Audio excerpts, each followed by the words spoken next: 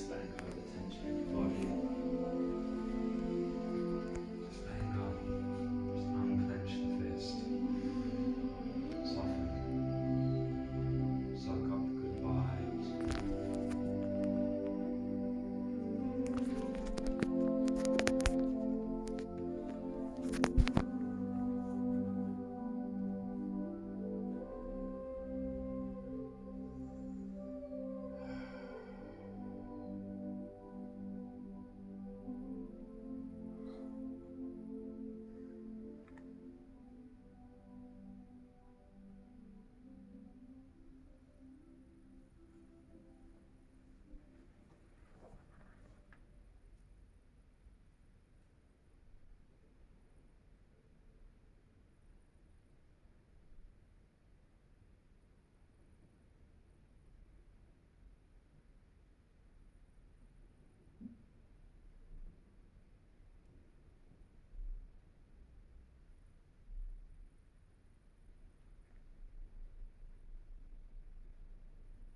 Just allowing this moment to be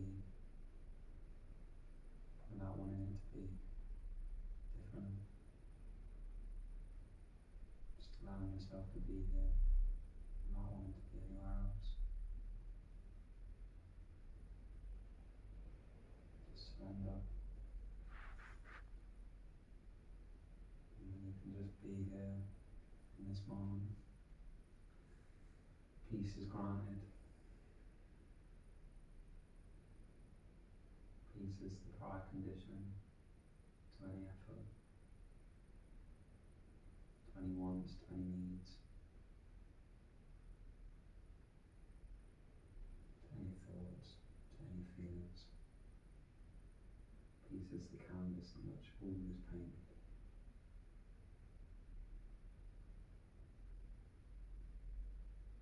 Just allow yourself to be peaceful. Allow yourselves to have fun, have joy, have grace, have freedom, ultimate freedom, Satsang. So we'll take 3 inhales now, and each of them is going to be a tool to release anything that may be tying you or tethering you to a different location, different time, different energy. And we use each exhale to let go and become present. So take a deep breath in through the nose, and exhale through the mouth. And again, big breath in, let it go. Last one, big breath, let it all go. Namaste. Namaste. Welcome everyone. What a vibe. I'm happy. I hope you're happy. Space. God made this space. He possessed me. He's had to put up my shit for 6.5 weeks of being a manic man. Not bad though, 6.5 weeks. That's Right? So you can now all refer to me as Moses. Welcome. So today is special for me. It's like one of these times in your life where you feel like a dream comes to fruition. I've been planting this seed for a long time, or the seed's been planted in me for a long time. It's been a reoccurring thought that just keeps coming up and up and up, and eventually our Dharma and our Karma merge, and we either act upon it or we don't. And this was something that I chose to act upon, and I hope the fruit is very rewarding for all of us. I hope we can have lots of good practice down here, and lots of realizations and fun and a good time.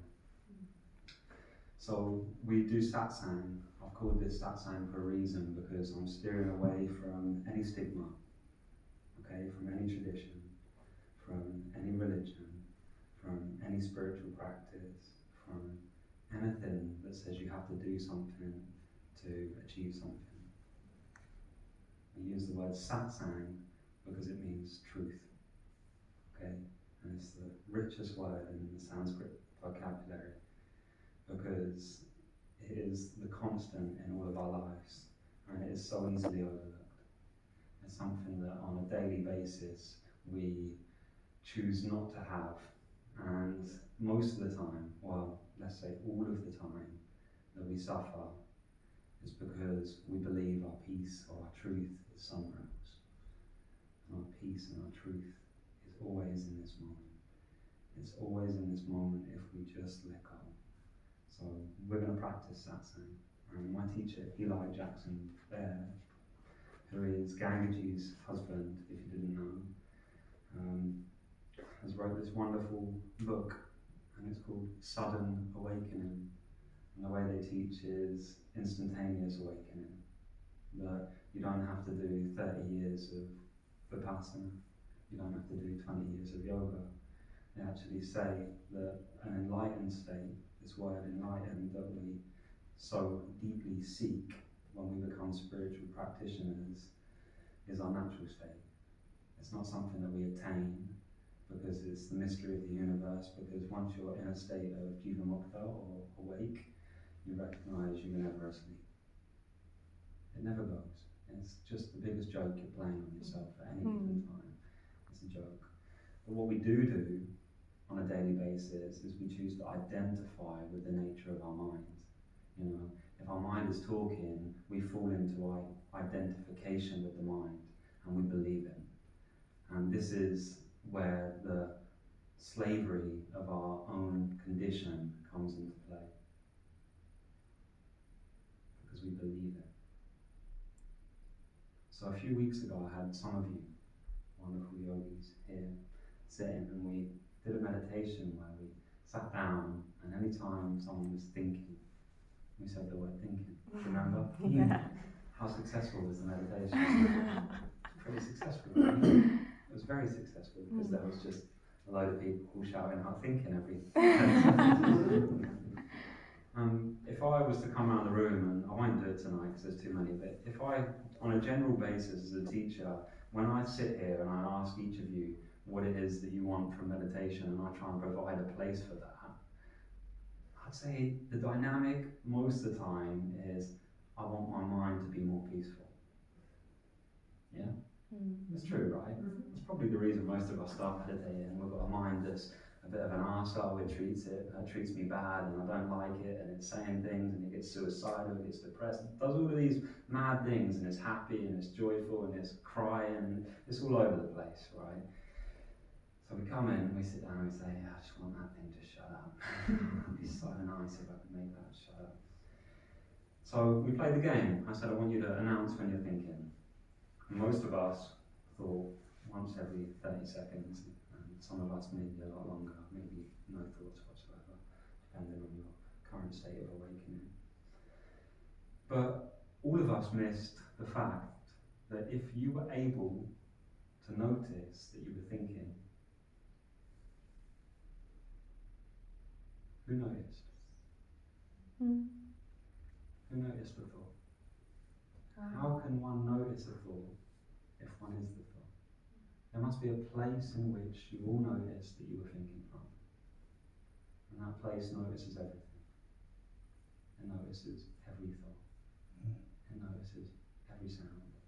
It notices your face in the mirror. It notices the trees. It notices your work. And it never changes. It's the same space in which you're all sitting here today looking at me. It never changed. Can all of you recognise that space? Yeah. That's the satsang, that's the truth of your being. But sometimes a thought comes in and it's loud, and it screams a little bit, and it's not very kind, and we don't like it, and we fall from the place of satsang, the space, the truth, and we fall into identification.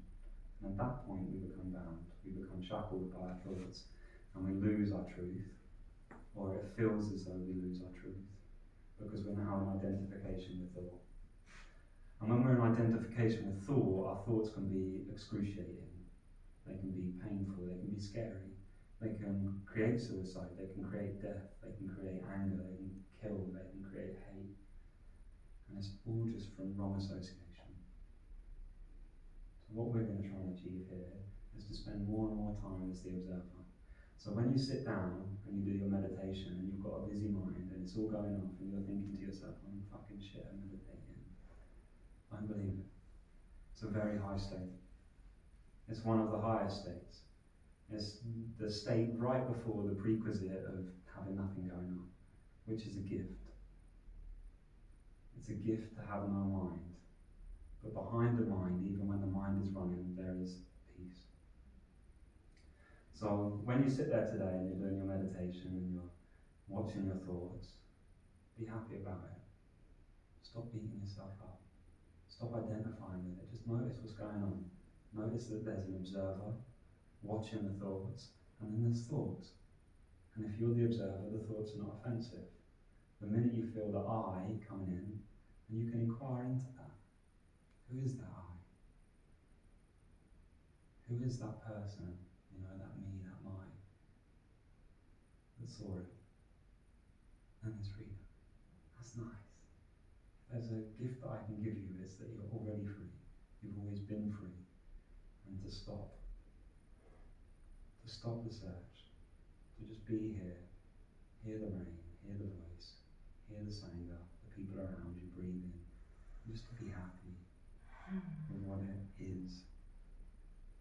Because in this world, 90% of our time is spent wishing we were somewhere else, wishing our circumstances were different, wishing we understood the marvels of the universe, wishing we knew if another life was coming after this one, wishing all of this stuff, and yet we're here, already free, already boundless. And we're not going to try. So I'm going to read you the passage that Eli wrote about Satsang, and we're going to start there. Okay. The first thing says, welcome home. So welcome home. It's nice to see you. A life of freedom is possible for you. You can awaken this instant and live as love itself. My teacher Papaji radiated this message to all who met him in Satsang. Satsang is beyond the realm of the mind, beyond the reach of any language, so please listen deeply. Out of slavery. Imagine for a moment that you're living in a time of slavery in the United States. Imagine what it would be like to be a slave. Imagine that your parents were born slaves, and that their parents as well. Now imagine for a moment that not only are you a slave, but also your personal bondage, as well as slavery in general, is going on forever. This is just the way the world is. This is what you were born into. You are told what to do. You can be sold or traded at any time. You can be beaten. You can be used in any way. If you're lucky, you get to work inside the house with kind people. If you aren't so lucky, you have to go to work out on the fields for unkind people. This is your life. This is just the way it's always been, and it always will be, as a slave. You have probably never been more than 50 miles away from your birthplace. Maybe you've been to another town, but maybe not. There are no televisions, no radios, no newspapers. You most likely can't read or write anyway. You don't know anything other than life except as a slave. Since your parents and grandparents weren't allowed to speak your native tongue, you don't have a cultural past. You may still hear the call of the drum and the secret beat of an old tribal song that refuses to die, but you don't have a memory of being free. And there is nothing around you that points to that possibility. It seems preordained that you and your descendants will live and die as slaves. These are the parameters of the universe. Within these parameters, you may be allowed to marry or not, have children or not, work in the house or in the field, live here or there. But all of these circumstances appear against the background of slavery. Then one day, you hear a whisper. There is a freedom train coming. You may not even know what these words mean. Some of your friends may hear the news of freedom and dismiss it out of hand as mad ravings of crazy people. Others may hear the news and say, well, I've got a pretty good life here. I live in the master's house. I eat good food. I don't need the freedom train. They are content with the way things are. But other people, even those who aren't content with a slave's life, may be too far frightened to want to even know about the freedom train, because if they attempt to escape, they know the dogs will be sent after them. They will be captured. They fear they will be whipped, tortured, and perhaps even killed, to set an example so that no one else runs away. Those who are too frightened to risk these dangers may say, "Don't tell me about a freedom train. I don't want that. This is good enough."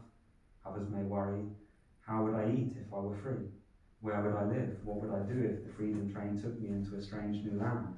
Here, I know where I belong. I know where my food comes from. How would I know what to do there? How would I know where to stay? How would I know how to act?" They are terrified of leaving the known, and even more terrified of the imagined unknown. Some may cry, "I'd like to go, but my children are here. They can't go. I have to stay with my children." Others may mourn, "I'd like to go, but I can't leave. I'm so in love, and my lover can't possibly go." They are terrified of losing their relationships that keep them attached. But few hear the whisper, "Freedom train," and it is the most important news they have ever heard. They are willing to take the risk to be free, no matter what it takes. Accepting the call of freedom, of the freedom train, isn't easy. Once you hear the whispers, you're beckoned to put yourself in grave danger just to discover more. You go to secret meetings because you need directions to find the freedom train, and instruction on what to do when you get there. You have to be very careful because you're always being watched, but still, you long to know more. It's a life or death situation. You are no longer willing to live in slavery. Since you've never been 15 miles from home, you don't know the way to freedom. You don't know anything about it. You have to be willing to go alone through the swamp and in the woods, leaving everything behind, if that's what it takes. If you carry too much baggage with you, you won't make it. You will sink under the load. So alone with a few possessions, you put yourself on the line to face the unknown. This is the test of fire. If you can't bear another moment of slavery, regardless of the cost, regardless of the risk, you heed the instruction, follow the trail, and find your way to the freedom train. This is the end of identification as a slave and the beginning of a life as freedom. Okay, so that is an amalgam story for how we all are.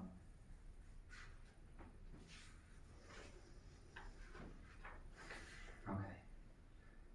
The map, the destination. First, Satsang is the whisper that lets you know that it's possible to escape from slavery. Some people can't bear to hear about this, but just to hear it is good news. To hear that freedom is possible is enough. It may take years or lifetimes before they're ready for the next step, but at least for now, they know it's possible. This is the first function of Satsang, the announcement of the truth of freedom. Sometimes you have to hear it over and over again. When you've heard that freedom is possible enough times, and the possibility sinks in fully, eventually you'll fall deeply in love, and attaining freedom becomes the very purpose of your being. Second, Satsang is the map, the path, and the way to find freedom. Satsang provides directions to follow and warns us of the traps and the pitfalls along the way. Satsang points out the confirming signs, as well as the dangers of getting lost. Satsang shows you your current location. It describes the ultimate destination and points out the quickest route for getting there. Third, Satsang is the freedom train itself. It is the end of your burden. Once you're on the train, you don't have to carry your luggage on your head. You can put it on the rack and sit down, finally. You can stop everything and let the train carry you. You can put down the burden of slavery and surrender to the grace that carries you home. And finally, Satsang is the destination. It's home. It's freedom. It's where you arrive. How long does it take to arrive? It depends on how far you've wandered away from yourself. Eventually, when you arrive, you laugh at the deep realization that there never was a leaving. It was all in your mind. You sold yourself into slavery in your mind. Since you never really went anywhere, how long can it possibly take to return? The sweetness of coming home. Satsang is your own heart speaking to you. in silence.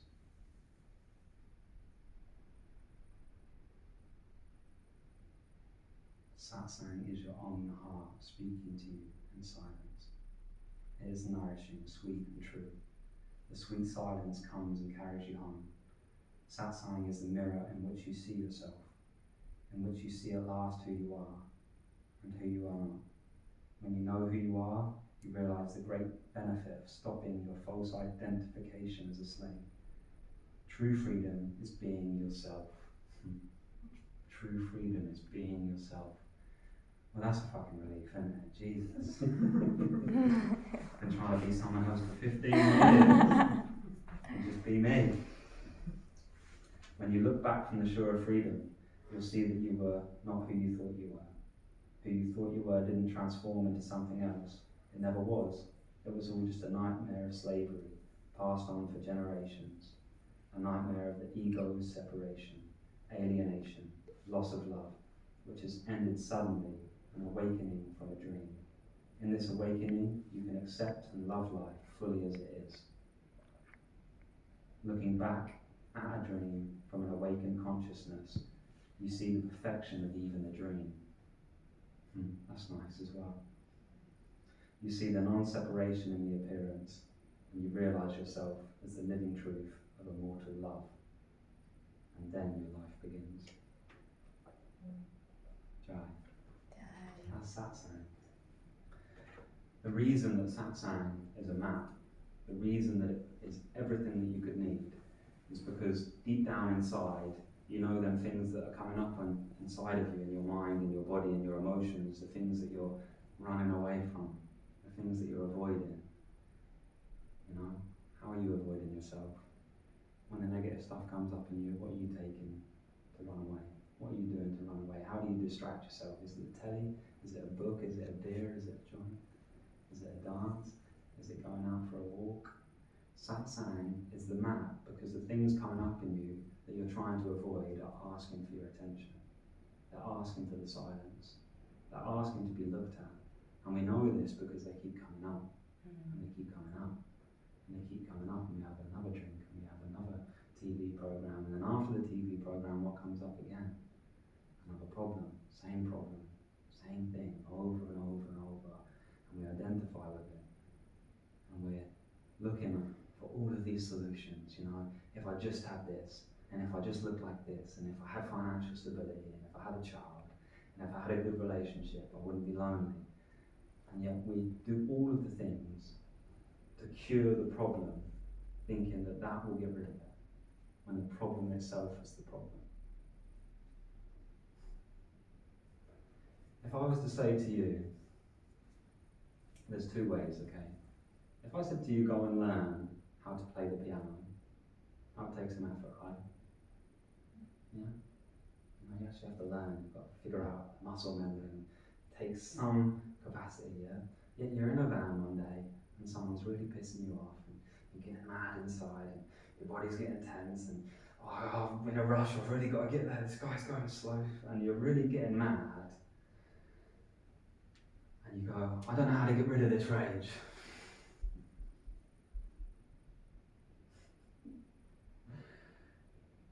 And it's a self-created thing, because we often feel like we don't know our way out, but yet we're creating the thing that is causing the problem. We're creating the thing that is causing the problem. Oh, I'm lonely, oh, I'm sad, oh, I'm depressed. And we buy into it. And we don't know the way out. Anyone want to offer the way out? In.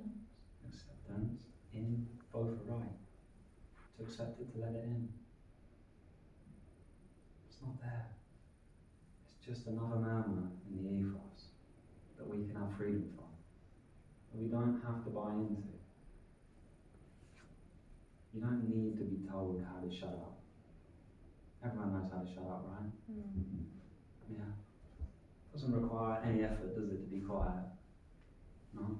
So if you've got a voice inside your head that is going pop, pop, pop, pop, pop, pop, pop all the time, and you think that meditating is the way to shut it up, and then you sit down, and it carries on going pop, pop, pop, pop, pop, pop, pop, pop, pop, just want to shut up, just stop trying. Stop everything. Just look at it with all of your attention. Stare at it and watch what happens. And then all of that reserved energy just comes home. There's never been a problem that isn't made in your mind. Okay, so it's the first time, so we're going to do a bit of a chant tonight. For those of you that haven't done it before, this might seem awkward, but hey ho, what have you got to lose? Apart from your mind. You're right. Okay, so just so you're aware, Satsang is the truth of your being, okay? Yeah? Everyone's clear. The peace, the silence that you look out of in this moment never left you, that's the truth, right? Okay, so a spiritual practice, what's a spiritual practice? Do you think a spiritual practice is going to give you truth if you're already truth?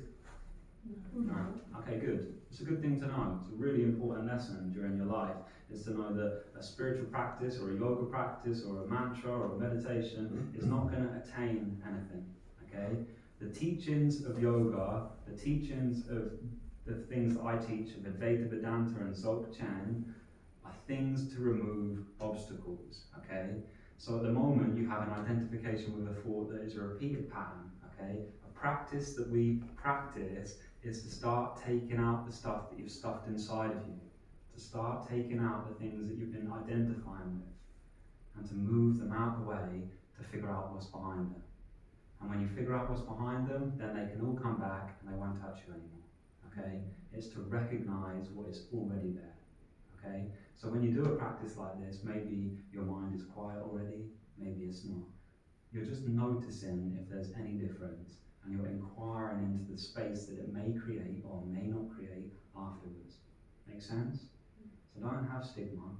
Just do the thing, and afterwards we'll sit down quietly for a minute and notice, is my mind stiller? Is there more space? That's nice. Or, what the fuck was that? Didn't like it? That's fine too, you know? It's up to you. Just try it. So we're going to do 3 Oms, and then we'll do call and response. And I think today we'll do Om Namo Bhagavate Vasudevaya. Okay? So all of you articulate people are going to remember that after one go. And we're just going to get a little back and forward going on. And we're just going to keep doing it. And if you get it wrong, just carry on, and just get into a groove. And you're just beating the mind. And you're just beating it repeatedly. And then when you stop, you'll have exercised the mind by exercising the bicep. And it'll be tired from working out, and then it will just shut up. Okay? So, Om, let's say that together. Om Namo Bhagavate Vasudevaya. Good. That's what we're saying.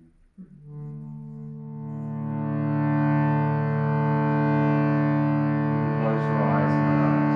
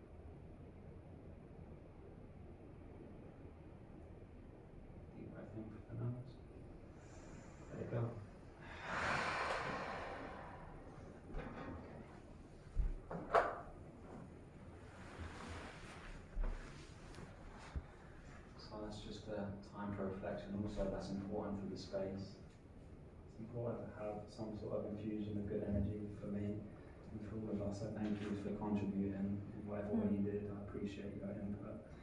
The space will thank us all by giving us back peace. Okay, so we can do pranayama, we can do Q&A, we can do pranayama and Q&A, or we can do Dzogchen, effortless meditation. It's a big dynamic, so hands up for pranayama. I like it. That's the right answer. You put your hands up for all of them. Q&A, questions? Good. One, okay. We'll do that one last. What about effortlessness?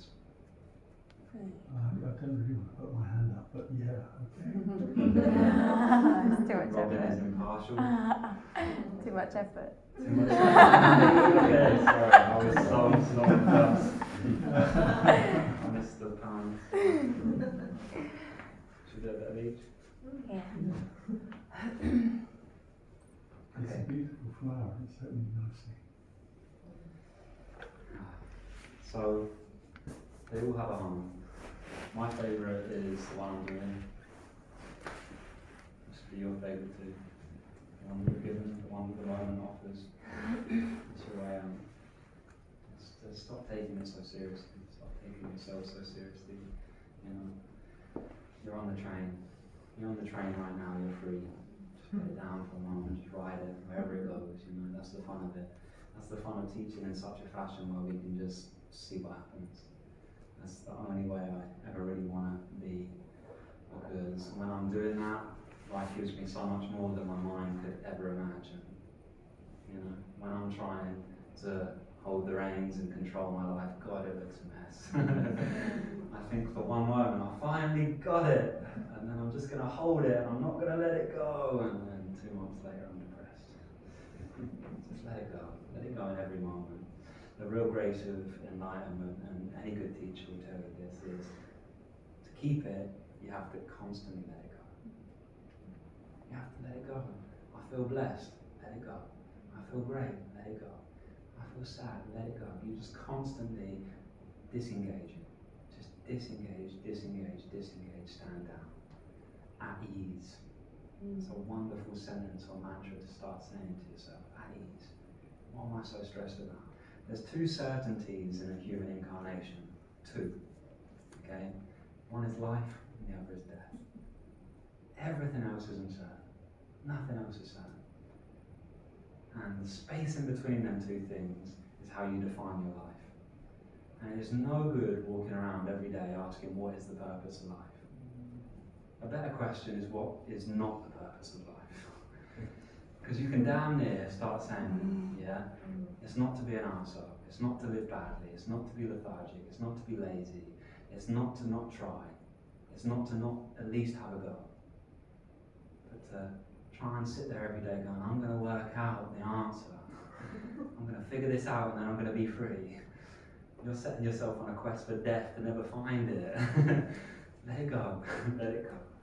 We know what life is not about. It's not about effort, it's not about suffering, it's not about any of that stuff. So stop it. Stop it. Stop it. Just to stop. Okay, so what we'll do is we'll do some pranayama, some really gentle nadi sthana. We'll go into padilama, 4 breath in, 5 breath out, little retention. Okay, we'll do that for a few minutes to balance our nervous system. And then we'll go into effortless meditation. Okay, and by effortless, it means to do nothing. Okay, and to do nothing does not require you to try and do nothing. Okay, that's the opposite of effortless. Okay, so don't go and sit down and think, oh, we're going to try really hard to do nothing. Fuck, I'm doing something. Don't do that. Okay? Just do nothing. To be effortless is to become witness, to become Christ consciousness. Okay, to stop, to merge with God, to merge with the divine essence. Okay, and that means if your foreground of your closed eye meditation is a busy mind, just observe it. Don't touch it. Don't touch it. You've been touching it and poking it for however many years you've been alive. Just leave it alone. Okay? Just let it be. Whatever it wants to say, let it say. Let it run its course. Let it come home. Let it come home. Okay, so Nadi Shodhana, our left hand is in Chin Mudra. Okay, this is the first finger, roll down, hook by the thumb, we do that palm face up on our left knee. Okay, the individual self bowing to the three gunas of the universe, and we bow down and we show that we're bowing to the universe by hooking it. So now we are bowing down to the universe, the ego, the small self. This is the representation of your ego. Yeah, this person that we fall into every day. This is the slave. Okay, bow it down, let it go, rest in there. We've got him locked in, he's just bound to the universe. Okay, nice. Real nice. Let the universe fucking hold him there. God, let him go, man. Just hold him down, pin him. 1, 2, 3. Okay, good. Chin mudra. Vishnu mudra. Vishnu is the chant that we just did. Vishnu is the preserver of life. Okay, Vishnu is this energy that you have while you're incarnated as a human that wants to pour out love. It is the grace. When we say Krishna, we're talking about that love. The love that you feel when everything is perfect to your ego and you finally shut up.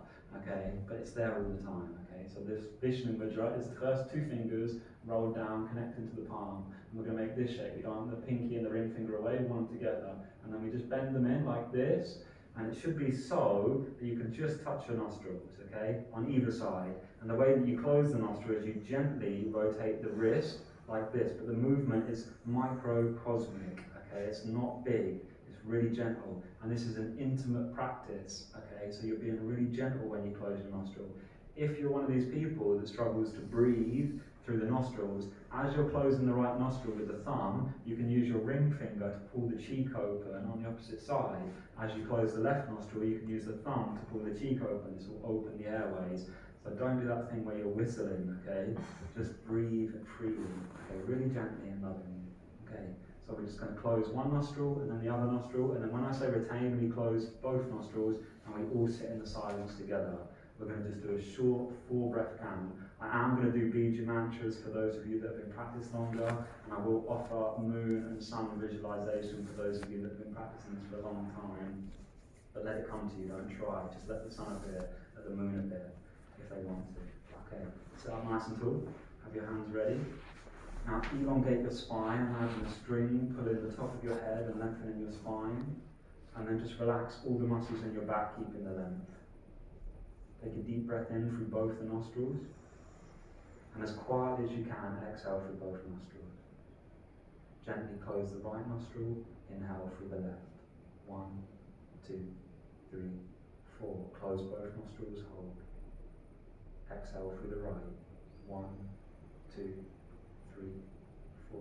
Inhale right, 2, 3, 4. Retain. Exhale left, 2, 3, 4. Inhale left, van, van, van. Retain. Exhale right, van, van, van. Inhale right, ram, ram, ram. Retain. Exhale left, ram, ram, ram. Inhale left, van, van, van. Retain. Exhale right, van, van, van. Inhale right, ram, ram, ram. Retain. Exhale left, ram, ram, ram. Inhale left, van, van, van. Retain, moon. Exhale right, van, van, van. Inhale right, ram, ram, ram. Retain, sun. Exhale left, ram, ram, ram. Inhale left, van, van, van. Retain. Exhale right, van, van, van. Inhale right, van, van, van. Retain. Exhale left, van, van, van. Last round. Inhale left, van, van, van. Retain. Exhale right, van, van, van. Inhale right,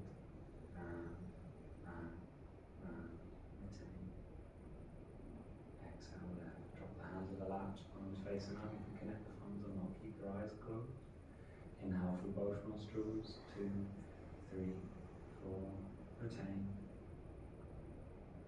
Exhale, 2, 3, 4, 5.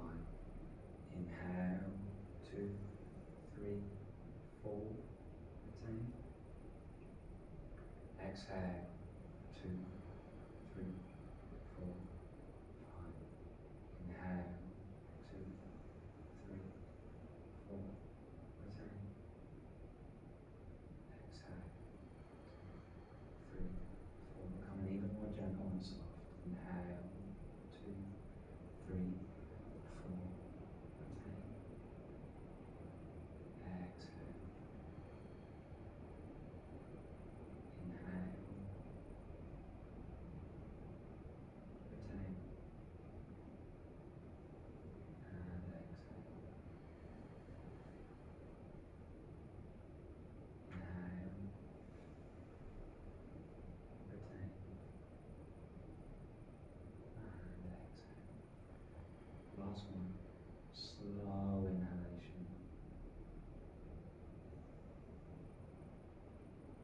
And hold. And gentle exhalation. And now let the breath go. Let the effort go. Let the practice go. I just want you to sit here and observe what wants to come up. Maybe you just want to listen to the sound of silence. Maybe you want to watch your mind. Just stay on the throne. It requires zero effort to be meticulously aware. So just sit and observe for the next few minutes. Just surrender to what is.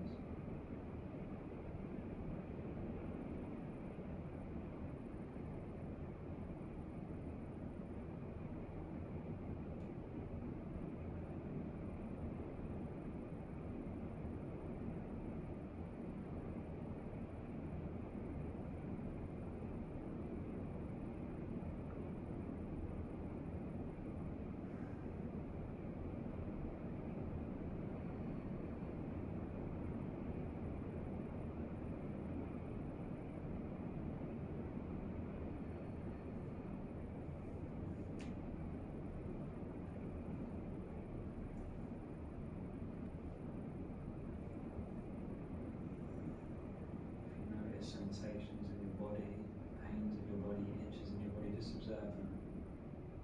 Just let them be. Let them grow into more sensations and just watch them. Same with your mind, just don't touch it. Just be still. You can move through it all. Just feel it, observe it, let it go.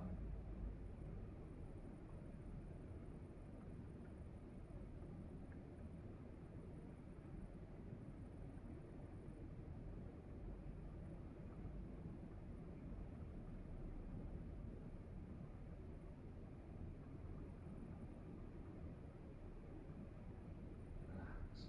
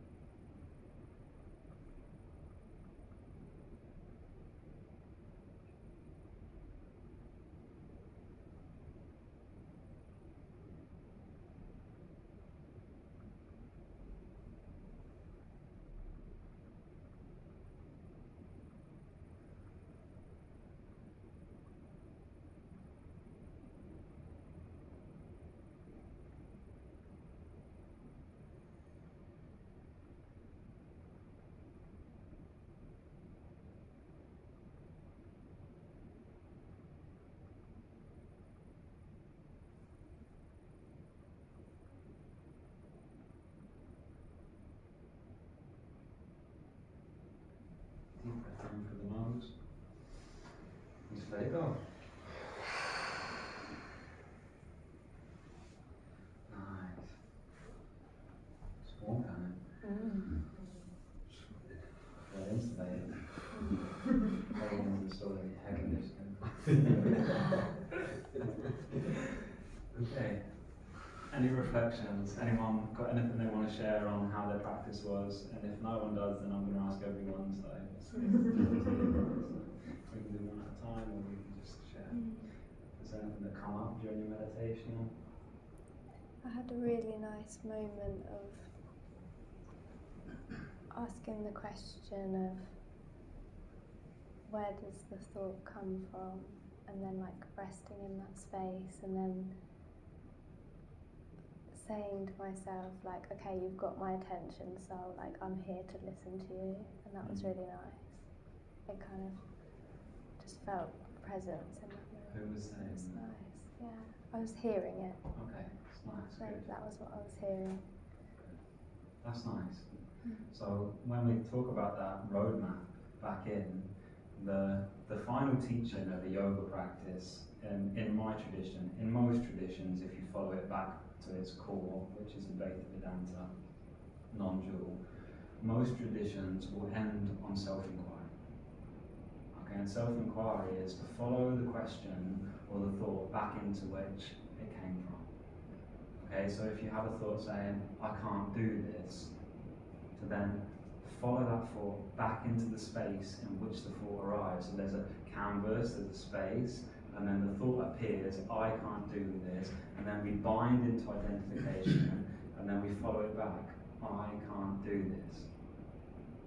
We go back, and we find the I that can't do it, and then we let that fall back into the space, which is silence, and then we rest there. And we keep repeating the training of going back on the thought. So as the thought arrives, I was aware there was a thought. I now follow the thought back into the space in which it came from, and you're conditioning yourself to rest deeper and deeper as your awareness. And you're making association there. Because most of the time we're associating with a thought, and we get a moment of silence. And then in the moment of silence we go, oh, that was nice, and then we're back in the train of thought again. Okay? So it's a really deep practice to let the thought arrive, follow it back on. Rest is the place in which it came. The final question is, who am I? You ask that question over and over, because then you can say, I am Cain. And then you can take Cain away and you can say, well, I'm not Cain, that was given to me on birth. And then you ask it again, well, who am I? I'm a male. And then you follow that back, and you think that was a symptom of the body. Am I the body? If I was to chop off my arm today, and I was to be anaesthetized, and I was to lose my arm, would I be less me, or would it be the same me that has no arm now? Now, at which point could you do it? If you could be surgically connected to a machine where you just had your head left, would it still be you, or have you lost 90% of you? Are you your body? Are you not your body? It's okay saying no, it's okay knowing that I'm not my body, but actually understanding fundamentally will give you freedom. And you can keep chasing it. Who am I then, if I'm not that? Am I my thoughts? Am I my identity? Am I the person that likes music and this genre and that genre? Am I my collection? Am I my personality? Am I my parents? What am I? And you just keep asking the question, and you keep perplexing yourself until eventually there's no answer. And in the no answer, you find out who you are. Thanks, Pete. Anyone else want to share? No, please. Yeah. For me, before we did it, I had a question, and I was going to ask a question, and it was about the relationship between the observed and the observer, the consciousness and what consciousness observes. But then I guess as we did meditation, and I sat deeply as the witness, as consciousness, observing my mind and form, I realised that the question I was going to ask was being asked by an object, my mind, if you like, not by me. So me, I don't have a question because I'm like I said, free, boundless. And I don't have a question. That's amazing. We're going to hold into that. Yeah. That's the right answer. That's absolutely spot on. That is absolutely the right answer. And that realisation will need to be reminded to you many times before you relax into it. That's fine. Yeah. Okay, that doesn't mean that because you've answered it today that it's not going to come up in your thoughts tomorrow. The identity shifts. It shifts in me daily. Okay, there's every day probably, if you probably could, it's innumerable how many times we fall into identification with thoughts each day. All of us. Okay, but what happens is you learn to catch yourself sooner and sooner. You learn when you're being washed by your thoughts, and you go, I'm thinking, I will rest. You know, and that gap becomes shorter and shorter, and it might be 30 years of your life, and then a meditation class and a moment of silence, a really tiny sliver. And I remember mine significantly. I remember being in that classroom with Mark and sitting there and having a moment of silence and recognizing that my mind had shut up. And I don't think before that period in my whole life I had a moment where my mind had stopped. Apart from being a kid, perhaps. I don't remember that. You know, from that point until 22, I just was thinking non-stop. It just never shut up. It just never gave me a moment's peace. And then I tasted it. And I mean, me of all people to get that taste, because I am just balmy, mate. Oh, that was me. I went down the rabbit hole and I thought, I'm going to attain that. You know, I'm going to do every practice in the universe to make that my constant. And now it's laughable because it's like I never lost it. All that work was pointless. It was always here, but you have to fight. You have to jump out on the other side to figure that out. I think you have to kind of learn and then unlearn. Mm-hmm. It helps to go along the journey on whatever journey you're going The torture on. of the scripture. Yeah. To burn the book once you've read it. Yeah. Because the book is just pointing. It's not the experience. Nothing can be the experience because you are it. They're all pointing at it. You know, all of the religions, all of them are pointing at this thing that is ineffable. It doesn't have a word. And thousands of egos and minds have tried to articulate it. And wonderful teachers, Jai Gurudev, like all of them people that have helped us to look at ourselves in a way where we can grow and become more whole. Blessings, right? But they're not the teaching. You are the teaching. So you always can come to that. And it's funny because any question that is formulated in opposition to the answer is by the mind. Anything that the mind wants an answer to, the mind is itself absorbed in. Okay? And you can't answer the question of the mind by the mind because there's an observer and the mind. So this thing can't get to this perspective because this exists in front of the observer. So it can never ever unravel itself to get to here. We just have to recognise that this is going on and we're observing it. And the more time we spend doing that, the less the mind offends us. Because the mind's scary. It's the most dangerous weapon in the universe. Is our mind. It can create catastrophe after catastrophe. I mean, the current state of our world is not ideal, is it? You can tell it's constructed of mind. So, but we're getting there. You know, we're a shining light of people in a community, and it's growing. I think that's a joy. I think it's a wonderful time to be alive. It's a wonderful time because we have opportunity for practice. You know, think about them slaves for money. Think about people in lifestyles where their make all and end all is just to get food on their plate and shelter and look after their kids. We're blessed, man. We're sat in this dog-power studio. Yeah.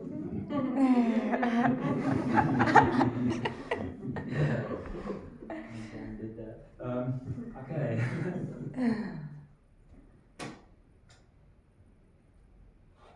Any questions before we close? It's the right answer. Just have fun with it, okay? Take it. Take the teachings and use them, okay? Ask yourself where you're stopping yourself from being peaceful. Where you're stopping yourself from expressing love in any form. It's you. It's always been you.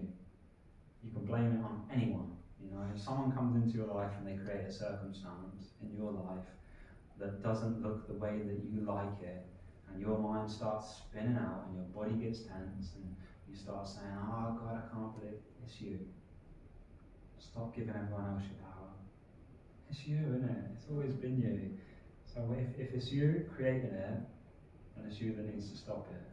And you do that by reclaiming your territory. You do that by finally recognizing who you are. And then there's ultimate freedom. And it's already here. Just stop. That's all I'm going to ever tell you. You're going to keep paying me money to come in, and I'm going to keep telling you to stop. And one day I'll turn up and no one will come and I'll feel successful. I I just sit on my keyboard. No, thank you. I've really enjoyed this process. I've really enjoyed having a project like this, and I feel like it was the right thing to do. I was right on the verge of just running away, living in an ashram because it's easier there, and then now I can finally sit down and let myself talk shit all the time. You know? Most of the teachers that I follow are pretty stringent on their teachings, and they don't regard people in ashrams to be of the highest grace. Because they say that as soon as they come out of it, you know, there was a Buddhist monk talking to Michael Singer that said, I was silent in Vipassana for 12 years, and he lived in a cave, and his disciples would come and they'd bring him food every day. And he left after 12 years. He's like, I've got it. Mastered it, you know. He got into the airport and the noise revved up. Just started thinking again. He was so practiced in a silent environment that he wasn't able to maintain it the minute he left that environment. I don't want to offer you that. I want to offer you the peace amongst the carnage of our society. I want to offer you the peace in this moment so that you can go and do your normal Dharma and be a karma yogi in the world. Because if it's only applicable for those in caves, then we're all screwed. It's not the truth. If you know the truth of your being to be free, then everyone's free. There's no distinctions. There's no differentiation. And that's why it's so beautiful. That's why it's so funny to sit here week in, week out and discuss the mind, because beyond it, it's just a joke. It's not real. You know, I've said before about Papaji having people come to him and they touch his feet and they bow down and they say, Papaji, I've been doing, and they moan to him and he just laughs at them. And I've, for ages, that just annoyed me. Like, how is he laughing at these people that are coming to him with sincere problems? And one of his disciples just commented and they said, he knows it's not the truth. He looks at them and he sees himself. He sees consciousness. He knows that the things that they're buying into don't even exist. So he sees it and he just laughs at them. And then I was like, oh. And then I could laugh at myself, you know. And then it became easy for me. And it was my way out, you know. This was the worst year of my life. It's the hardest year of my life. And I think a lot of people are experiencing a global condemning of energy. A shift where we feel compressed, heavy, and life's hard. And I promise you, that's the victory. That's the victory, because that's where the work needs to be done. Every time you're suffering, that is an opportunity to catch a fish, to look at it, to let it go. You know, when you're just peaceful, there's no work happening. No work. And that means the stuff that's buried inside of you, you're yet to deal with. You know, and that might come from your joint, that might come from your book, that might come from your TV. Just stop. Just stop a little bit and just let it all come up. Start clearing out your closet and find out what's behind it. And then, when it comes in, when you're empty and that stuff comes in and it seems offensive, you look at it, you observe it, you experience it, and you let it go. Gone. Like that. As quick as that. Free. Back to freedom. And that's what it feels like at the moment. And I hope the teachings speak for themselves and I can just remain as that. That doesn't mean I'm happy all the time, it doesn't mean I'm sad all the time, it doesn't mean you're happy. It just is what it is. There's peace behind all of it. It's great. It's just great. Just enjoy it. Alright, thank you everyone. Thank you. Just enjoy your evening, have fun, alright? And we'll be back next week. Yeah, maybe a disco next week. When we get to that stage, you know.